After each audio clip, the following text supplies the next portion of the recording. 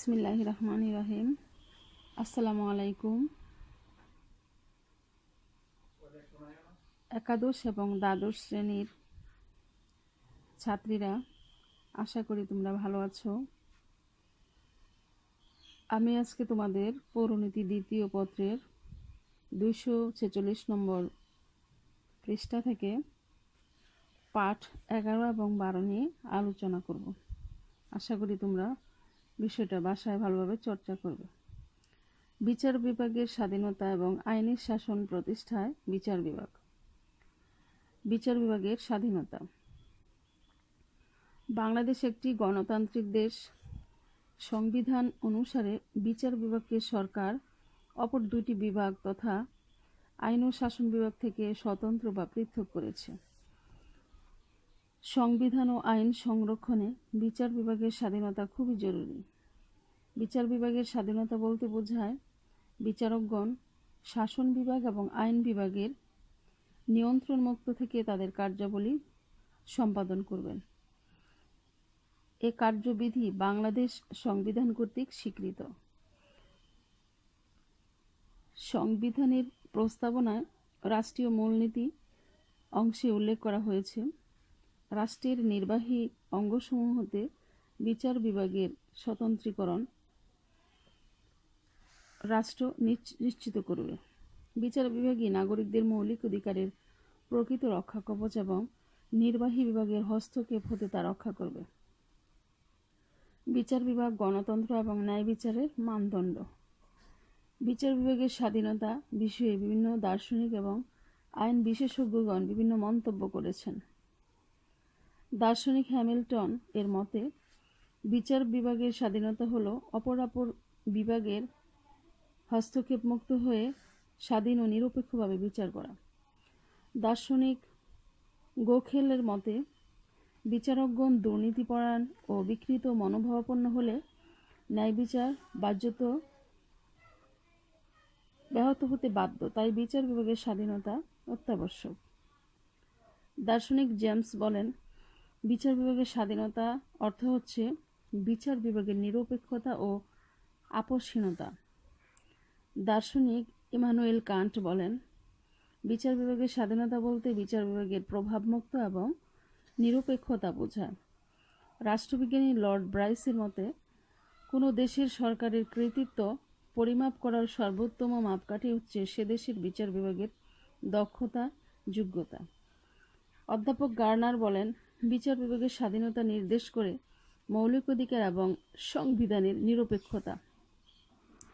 অধ্যাপক Herald Laski বলেন, স্বাধীনতার জন্য বিচার বিভাগের স্বাধীনতা অত্যাবশ্যক। বাংলাদেশে জনগণের মৌলিক অধিকার রক্ষার দায়িত্ব বিচার বিভাগের হাতে অর্পণ করা হয়েছে। মৌলিক অধিকারের সাথে সামঞ্জস্যহীন আইন বিচার বিভাগ বাতিল বলে গণ্য করতে পারে। বাংলাদেশ সরকার বিচার বিভাগের স্বাধীনতা প্রতিষ্ঠার দৃঢ় সংকল্প ঘোষণা করেছে। 2007 সালের 1 নভেম্বর তা বাস্তবায়ন করেছে। এতে করে দেশে বিচার বিভাগের স্বাধীনতার পথ প্রশস্ত হয়েছে। বিচার বিভাগের স্বাধীনতার গুরুত্ব। পৃথিবীতে মানুষের শেষ আশ্রয়স্থল হচ্ছে আদালত। সমাজ ও রাষ্ট্রের কোথাও যখন কাঙ্ক্ষিত প্রতিকার পাওয়া যায় না, তখন মানুষ আদালতের দ্বারস্থ হয় ন্যায় বিচার প্রাপ্তির আশায়। আদালতের প্রতি আস্থা ও বিশ্বাস নিয়েই মানুষ আদালতের শরণাপন্ন হয়। বাংলাদেশের মতো গণতান্ত্রিক রাষ্ট্রে স্বাধীন বিচার বিভাগের গুরুত্ব অনেক। বিচার বিভাগের স্বাধীনতা সত্যিকার অর্থে নিশ্চিত হলে সমাজের সাম্য প্রতিষ্ঠার মাধ্যমে মুক্তিযুদ্ধের চেতনা বাস্তবায়িত হবে। বিচার বিভাগের স্বাধীনতার গুরুত্ব হল: 1. আইনের শাসন প্রতিষ্ঠা। 2. সামাজিক সাম্য বজায় রাখা। 3. নাগরিকদের মৌলিক অধিকার রক্ষা। 4. সংবিধানে সমুন্নত রাখা। 5. ব্যক্তি স্বাধীনতা রক্ষা। 6. ন্যায় বিচার প্রতিষ্ঠা। 7. দুর্বলের অধিকার রক্ষা। 8. নির্বাহী বিভাগের স্বেচ্ছাচারিতা রোধ। 9. গণতন্ত্রের বিকাশ ও স্বরূপ সংরক্ষণ প্রভৃতি। ন্যায় বিচার প্রাপ্তির আশায় আদালতের প্রতি আস্থা ও বিশ্বাস নিয়ে মানুষ আদালতের শরণাপন্ন হয়। বাংলাদেশের বিচার বিভাগ বর্তমানে যে স্বাধীনতা লাভ করেছে তা দীর্ঘদিন লড়াই সংগ্রামের মাধ্যমে প্রতিষ্ঠিত হয়েছে। ন্যায় বিচার নিশ্চিত হবে এবং আদালতের প্রভাবমুক্ত অবস্থা বিচার কার্য পরিচালনা করবে এই আশায় এদেশের মানুষ দীর্ঘদিন বিচার বিভাগের স্বাধীনতার জন্য আন্দোলন করছে। নির্বাহী বিভাগ থেকে বিচার বিভাগ পৃথকীকরণের পর দীর্ঘ এক যুগ পর হলেও বিচার বিভাগের স্বাধীনতা ও নিরপেক্ষতা নিয়ে বারবার প্রশ্ন উঠছে। এ নিয়ে নানা ধরনের অভিযোগ করছেন আইনজীবীদের সর্বোচ্চ নীতি নির্ধারণী সংস্থা বাংলাদেশের বার কাউন্সিল। আইন বিশেষজ্ঞরা বলছে বিচার বিভাগ পৃথক হলে স্বাধীন হয়নি, পৃথকীকরণের আগের অবস্থাতেই রয়ে গেছে। বিচারকের নিয়োগ, বদলি এবং পদোন্নতি সবকিছুই মন্ত্রণালয়ের হাতে থাকায় এ অবস্থার সৃষ্টি হয়েছে বলে তারা মনে করেন। এ অবস্থায় বিচার বিভাগ পৃথকীকরণের সুফল নিশ্চিত করতে হলে বিচার বিভাগের জন্য পৃথক সচিবালয় স্থাপন করা জরুরি। তাছাড়া বিচার বিভাগের এই স্বাধীনতা সুফল পুরোপুরি নির্ভর করবে বিচারকদের নিরপেক্ষতার উপর। বিচার বিভাগীয় পর্যালোচনা। সংবিধানকে ব্যাখ্যা করা, আইনসভা প্রণীত আইন সংবিধানসম্মত কিনা তা পর্যবেক্ষণ করা বিচার বিভাগের একটি গুরুত্বপূর্ণ কাজ। বিচার বিভাগীয় পর্যালোচনার ক্ষমতা বলে বিচার বিভাগ সংবিধান বিরোধী যে কোনো আইন ও সরকারি সিদ্ধান্তকে অসাংবিধানিকতার বিবেচনা বাতিল করে দিতে পারে। বিচার বিভাগীয় পর্যালোচনার ক্ষমতা বলে বিচার বিভাগ সংবিধানের রক্ষক ও ব্যাখ্যাকর্তা হিসেবে কাজ করে। যেসব দেশের সংবিধানে লিখিত আকারে আইন প্রণয়নের ক্ষমতা সুনির্দিষ্টভাবে উল্লেখ করা থাকে সেসব দেশে বিচার বিভাগীয় পর্যালোচনার কাজকে অত্যন্ত গুরুত্বপূর্ণ মনে করা হয়। যুক্তরাষ্ট্রীয় শাসন ব্যবস্থায় সাধারণত যুক্তরাষ্ট্রীয় আদালতের উপর এ দায়িত্ব অর্পিত থাকে। সেখানে আদালতকে সংবিধান ব্যাখ্যাকারী ও অভিভাবক হিসেবে মর্যাদা দেওয়া হয়। মার্কিন যুক্তরাষ্ট্রের সুপ্রিম কোর্ট বিচার বিভাগীয় পর্যালোচনার ক্ষেত্রে দৃষ্টান্ত হয়ে আছে, কারণ এই সুপ্রিম কোর্ট তার কাজের ক্ষেত্রে বিপুল ক্ষমতার অধিকারী। আইনের বৈধতার প্রসঙ্গে প্রশ্ন উত্থাপন করাও যুক্তরাষ্ট্রীয় আদালতের একটি গুরুত্বপূর্ণ কাজ।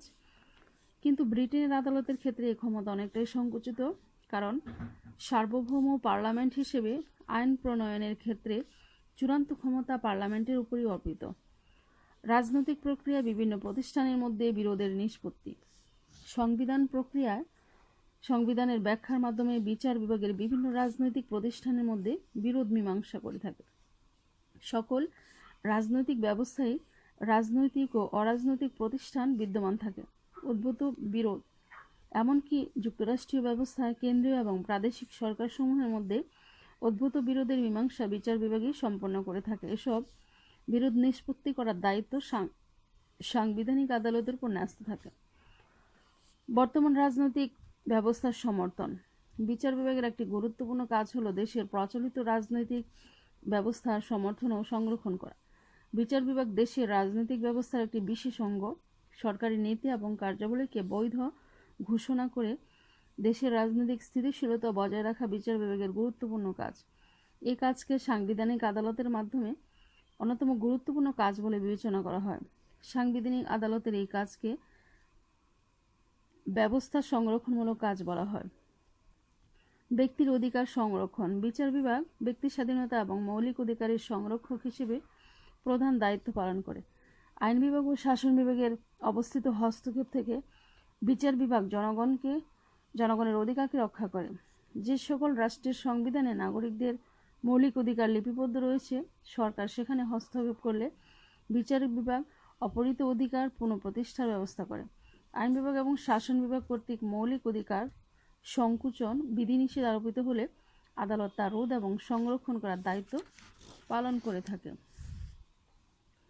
আইনের ব্যাখ্যা এবং প্রয়োগ। বিচার বিভাগের অন্যতম গুরুত্বপূর্ণ কাজ হলো আইনের ব্যাখ্যা এবং আইনের প্রয়োগ করা। আইনের প্রয়োগের ক্ষেত্রে বিচার বিভাগ সম্পূর্ণ স্বাধীন এবং নিরপেক্ষ থাকেন। কোনো অনুরাগ বা বিরাগের বশবর্তী হয়ে বিচার বিভাগের ভাবমূর্তি কলুষিত হয়। আইন বিভাগের প্রণীত দেওয়ানি এবং ফৌজদারি আইনের পুঙ্খানুপুঙ্খ ব্যাখ্যার মাধ্যমে বিচার বিভাগ নির্দিষ্ট ক্ষেত্রে সেই আইন প্রয়োগ করে। এক্ষেত্রে আইন বলতে আইনসভা প্রণীত আইন, লিখিত সাংবিধানিক আইন, প্রথাগত আইন সবকিছুই বোঝানো হয়েছে। কিন্তু সবসময় প্রচলিত আইনের সাহায্যে সব ধরনের বিবাদের মীমাংসা করা যায় না। এমন পরিস্থিতিতে বিচারকগণ ব্যক্তিগত বিচার বুদ্ধি এবং ন্যায়বোধ অনুসারে বিচার কাজ সম্পন্ন করে থাকে। এরকম বিচারের রায় ভবিষ্যৎ বিচারকার্যে আইন হিসেবে গণ্য করা হয়। উদ্ভূত পরিস্থিতি মোকাবেলার জন্য বিচারকদের দ্বারা এ সকল আইনকে বিচারক প্রণীত আইন বলে। এ উদাহরণ প্রেক্ষিতে এবং বাস্তব ক্ষেত্রে দেখা যায়, বিচারকগণ শুধু আইনের ব্যাখ্যা প্রয়োগই করেন না, তারা আইন সৃষ্টিও করেন। অন্যান্য কাজগুলোর মধ্যে রয়েছে, উল্লেখিত কাজগুলো ছাড়াও বিচারকগণ আরও অনেক কার্য সম্পাদন করে থাকেন, সেগুলিকে ঠিক বিচারকদের কাজের অন্তর্ভুক্ত করা যায় না। এই প্রসঙ্গে উল্লেখযোগ্য হল বিতর্কিত নির্বাচনী এলাকা এবং নির্বাচন সংক্রান্ত বিরোধের ক্ষেত্রে রায়দান, জরুরি অবস্থা সম্পর্কিত ক্ষমতা প্রয়োগ বা অন্যান্য গুরুত্বপূর্ণ বিষয়ে রাষ্ট্রপ্রধানকে পরামর্শ দান, নীতি নির্ধারণ, রাজনৈতিক বিরোধ নিয়ন্ত্রণ ইত্যাদি। অনেক দেশের শাসন বিভাগ এবং আইন বিভাগ বিচারালয়ের থেকে পরামর্শ গ্রহণ করে থাকে। ভারত ও ব্রিটেনে এরূপ পরামর্শদানের ব্যবস্থা থাকে। মার্কিন যুক্তরাষ্ট্রের কতগুলি অঙ্গরাজ্যে এরূপ ব্যবস্থা রয়েছে।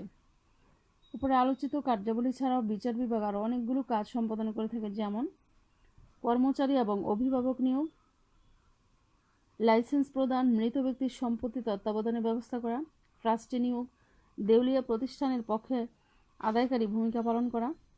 সাম্প্রতিককালে বিচার বিভাগের দায়িত্ব সম্প্রসারিত হয়েছে। বিভিন্ন সংস্থা ও সংগঠনের অভ্যন্তরীণ শৃঙ্খলা রক্ষার বিচার বিভাগের দায়িত্ব পালনের প্রয়োজন পড়ে।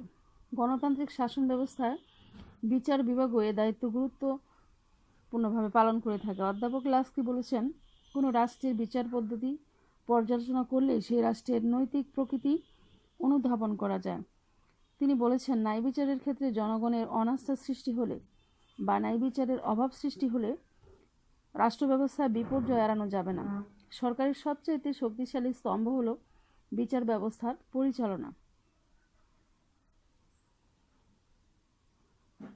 আইনের শাসন প্রতিষ্ঠা বিচার বিভাগ। আইনের শাসনের অর্থ হল আইনের প্রাধান্য স্বীকার করা এবং আইন অনুযায়ী শাসন পরিচালনা করা।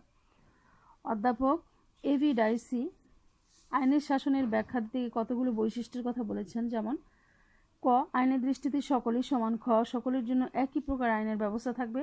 গ, কাউকে বিনা অপরাধে গ্রেফতার করা যাবে না এবং ঘ, বিনা বিচারে কাউকে আটক রাখা যাবে না। আইনের শাসনকে বলা যায় নাগরিক স্বাধীনতার রক্ষা কবচ। অধ্যাপক ডাইসি আইনের শাসনের যে ধারণা দিয়েছেন তা অনুসারে আইনের শাসন প্রতিষ্ঠায় সবচেয়ে গুরুত্বপূর্ণ ভূমিকা রাখতে পারে বিচার বিভাগ। আইনের শাসন প্রতিষ্ঠায় বিচার বিভাগ যে সকল ভূমিকা রাখতে পারে তা নিয়ে ব্যাখ্যা করা হলো: ১. ন্যায় বিচার প্রতিষ্ঠা। বিচার বিভাগ প্রতিটি রাষ্ট্রে প্রচলিত রাষ্ট্রীয় আইন অনুসারে বিচার কার্য পরিচালনা করে থাকে। রাষ্ট্রীয় আইনের বৈশিষ্ট্য হলো এটি রাষ্ট্রের সব নাগরিকদের জন্য সমানভাবে প্রযোজ্য। তাই বিচার বিভাগ এবং বিচারের ক্ষেত্রে সর্বজনীনতা বজায় রাখে। বিচারের ক্ষেত্রে বিচার বিভাগ কোনোরূপ পক্ষপাতিত্ব করে না। এর ফলে রাষ্ট্রে ন্যায় বিচার প্রতিষ্ঠিত হয়। পাশাপাশি আইনের শাসনের প্রথম কথা, আইনের দৃষ্টিতে সকল নাগরিক সমান, তা বাস্তব রূপ লাভ করে। ২. নতুন আইনের সৃষ্টি। বিচার কার্য পরিচালনা করতে বিচারকগণ অনেক সময় প্রচলিত আইন যথেষ্ট স্পষ্ট নয় বলে মনে করেন। সেক্ষেত্রে বিচারাধীন কোনো মামলার এই ধরনের আইন প্রয়োগ করার সময় বিচারকগণ সংশ্লিষ্ট আইনের উদ্দেশ্য ও তাৎপর্য ব্যাখ্যা করেন। এই ব্যাখ্যার ফলে প্রচলিত আইনের অস্পষ্টতা দূর হয়। এমন আইনের একটি ক্ষতিকর দিক হলো, অস্পষ্ট আইন থাকলে বিচারকগণ তা মানতে বাধ্য হলে অনেক সময় নিরাপদ ব্যক্তিও শাস্তি পেতে পারেন। এজন্য বিচারকগণ আইনের মাধ্যমে নতুন আইন সৃষ্টি করেন এবং আইনের শাসনকে প্রতিষ্ঠিত করেন। মৌলিক অধিকার রক্ষা। জনগণের সুরক্ষা দিতে গিয়ে সংবিধান মৌলিক অধিকার সংযুক্ত করা হয়। বিচার বিভাগ নাগরিকদের মৌলিক অধিকার সংরক্ষণ করে। পৃথিবীর অধিকাংশ রাষ্ট্রে নাগরিকদের মৌলিক অধিকার লঙ্ঘিত হয়। নাগরিকরা বিচার বিভাগের শরণাপন্ন হতে পারেন। বিনা অপরাধে গ্রেফতার না হওয়া, বিনা বিচারে আটক না হওয়া নাগরিকদের অন্যতম দুটি মৌলিক অধিকার। কোনো নাগরিক এই মৌলিক অধিকার লঙ্ঘিত হলে নাগরিক বিচার বিভাগের দ্বারস্থ হতে পারেন। মৌলিক অধিকার লঙ্ঘিত হলে নাগরিক রিট আবেদন করতে পারেন। এ প্রসঙ্গে উল্লেখ করা যায়, একজন নাগরিক সাধারণত চার রকমের রিট দায়ের করতে পারেন: ক, নিষেধাজ্ঞামূলক; খ, ম্যান্ডাসাস; গ, হ্যাবিয়াস কর্পাস; ঘ, কো ওয়ারেন্টো। এই রিট আবেদন প্রক্রিয়ার মাধ্যমেও বিচার বিভাগ আইনের শাসন প্রতিষ্ঠায় ভূমিকা রাখতে পারে। ৪. আপিল ক্ষমতা। কোনো নাগরিক যদি মনে করেন নিম্ন বা অধস্তন আদালতের রায়ে তিনি সন্তুষ্ট নন, তবে তিনি উচ্চ আদালতে আপিল করতে পারেন। পৃথিবীর অধিকাংশ দেশের আদালতই স্তরায়িত। এই কারণে নিম্ন আদালত থেকে উচ্চ আদালতে আপিল করার সুযোগ থাকে। বিচার বিভাগের এ ধরনের আপিল ক্ষমতা আইনের শাসন প্রতিষ্ঠা ভূমিকা রাখে। সর্বশেষ 5 নম্বর, সুয়েমোটো স্বপ্রণোদিত রুল জারি। বিচার বিভাগ নাগরিকের মৌলিক অধিকার রক্ষায় ভূমিকা পালন করে, তবে অনেক ক্ষেত্রে মৌলিক অধিকার বঞ্চিত হয়েছেন এমন নাগরিকদের হয়তো আদালতে শরণাপন্ন হওয়ার মতো অবস্থা বা সামর্থ্য নেই, কিন্তু গণমাধ্যমে এ ধরনের সংবাদ প্রকাশিত হলে বিচার বিভাগ স্বপ্রণোদিত হয়ে রুল জারি করে থাকে। এ ধরনের রুল বা আদেশ জারিকে সুয়েমোটো রুল বলে আখ্যায়িত করা হয়। দেশের আপামর জনসাধারণের জন্য ন্যায় বিচার প্রতিষ্ঠা, মৌলিক অধিকার রক্ষা, দেশের আইনের শাসন প্রতিষ্ঠার ক্ষেত্রে বিচার বিভাগের ভূমিকা তাৎপর্যপূর্ণ। তবে কিছু সীমাবদ্ধতা রয়েছে, যেমন আইনের শাসন কার্যকর করার ক্ষেত্রে প্রকৃত ঘটনা আদালতে উপস্থাপনের দায়িত্বে যারা নিয়োজিত থাকেন তারা বিচার বিভাগের অধীন নন এবং শাসন বিভাগের অধীন। এই জন্য অনেক সময় প্রকৃত ন্যায় বিচার বিঘ্নিত হতে পারে। এই কারণে আইনের শাসন প্রতিষ্ঠায় বিচার বিভাগের পুরোপুরি কার্যকর ভূমিকা পালন করা সম্ভব হয় না। আজকে আমাদের আলোচনা এই পর্যন্তই। পরবর্তী ক্লাসে আমরা বাকি আরেকটি বিষয় নিয়ে আলোচনা করব। আশা করি তোমরা পাঠগুলো বাসায় ভালোভাবে পড়বে এবং নিজের উপকৃত হবে। আজকে এই পর্যন্তই। আল্লাহ হাফেজ।